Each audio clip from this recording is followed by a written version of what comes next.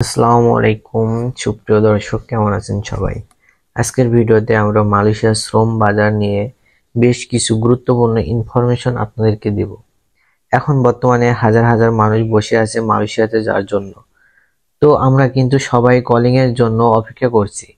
কলিংটা কবে খুলবে আমরা পথ চেয়ে বসে আছি। তো মূলত আমাদের বাংলাদেশ থেকে যে প্রতিনিধি আছে বা যারা উপর মহলে আছে বা প্রবাসী নিয়ে কাজ করছে বা আমাদের বর্তমানে যিনি সরকার আছেন ডক্টর মোহাম্মদ ইউনুস আসিফ নজরুল ইসলাম, এরও কিন্তু মানুষের ভিসার কলিং সম্পর্কে তারও অনেক চেষ্টা চালাচ্ছে। তো যাই হোক, যে বিষয়ে আজকের ভিডিওটি বানানো সেখানে চলে যাই। তাই ভিডিওটি না টেনে সম্পূর্ণ ভিডিওটি দেখবেন এবং যারা নতুন আসছেন আমাদের চ্যানেলটি সাবস্ক্রাইব করে দেবেন। তো ভাই, বর্তমানে মালয়েশিয়াতে আপনারা ঢুকতে পারবেন কিন্তু কলিং এ না। তো আমি যে কথাগুলো বলবো, তো আপনার অনেকে বলতে পারেন চিটারি বাটপারি বা ভাওতাবাজ ইত্যাদি কমেন্ট করতে পারেন। তো অবশ্যই ভাই আপনাকে বুঝতে হবে পুরো ভিডিওটা, তারপর কমেন্ট করতে হবে। তো আমি যেটা বলছি এটা হচ্ছে মালয়েশিয়া সম্পর্কে সাবাস ওয়াক এর একটা এরিয়া, যা মালয়েশিয়ার একটি উপদেশ, এবং এই এরিয়াতে বর্তমানে বাংলাদেশ থেকে কর্মী নিচ্ছে। তো এটা অনেক এরিয়া বিশ্বাস হচ্ছে না এবং নাও হতে পারে, এটা আপনাদেরকে ব্যক্তিগত ইচ্ছা। বর্তমানে কিন্তু কলিং বন্ধ আছে, কলিং বাদেও কিন্তু মালয়েশিয়াতে ঢুকতে পারবেন এবং কি বিস্তারিত আছে না আছে সেই বিষয়ে কথা বলবো। মালয়েশিয়া সাবাসা ওয়াক কোম্পানি এখন কিন্তু কর্মী নিচ্ছে, হচ্ছে মেডিকেলটাও স্টার্ট করে দিছে। তো এগুলো নিয়ে অনেক ইউটিউব চ্যানেল, ফেসবুক বলেন এবং বিভিন্ন জায়গায় তারা কথা বলছে। ভাই, এটা কিন্তু সত্য যে বাংলাদেশ থেকে কর্মী নিচ্ছে। সাবাস ওয়াক এর একটি এরিয়া, আলাদা একটা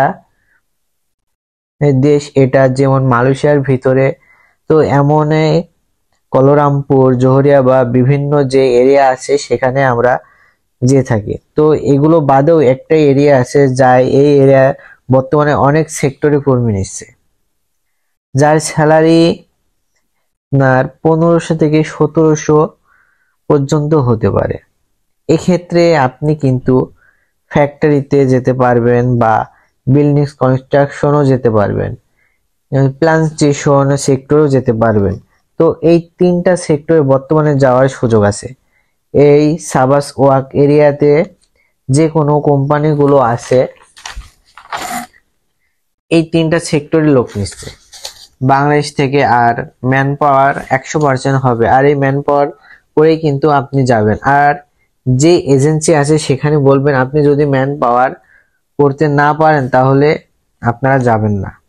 যখন টাকা পয়সা দেবেন, এগ্রিমেন্ট করবেন, তখন সবকিছু মেনে নেবেন। এরপরও আপনাদের সুযোগ সুবিধা কেমন হতে পারে, আপনাদের ডিউটি মাসে 26 দিন হবে, বাকি 4 দিন ছুটি থাকবে, আর 8 ঘন্টা ডিউটি করতে হবে। এতে আপনাকে নিয়ম অনুযায়ী ওভার টাইম বা ওভার ডিউটি দিবে। সেক্ষেত্রে বেতন হবে 1500 থেকে 1700 টাকা।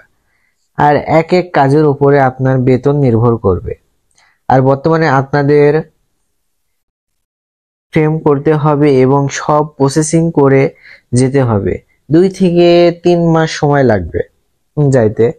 তো এখন পর্যন্ত যারা বুঝতে পারছেন তারা ব্যাড কমেন্টে করবেন না, আর যারা বোঝেননি তারা ভালোভাবে বুঝে কমেন্ট করবেন।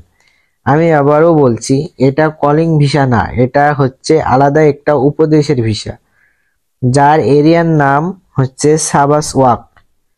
আর এতে যদি খরচ সম্পর্কে বলতে হয়, আনুমানিক 4 থেকে 5 লক্ষ টাকা লাগতে পারে। এটা আপনার এজেন্সির উপরে নির্ভর করবে। তারপর আমরা বিভিন্ন এজেন্সির সাথে কথা বলবো, কেমন কি টাকা পয়সা লাগতে পারে পরবর্তী ভিডিওতে আপনাদেরকে জানানো হবে।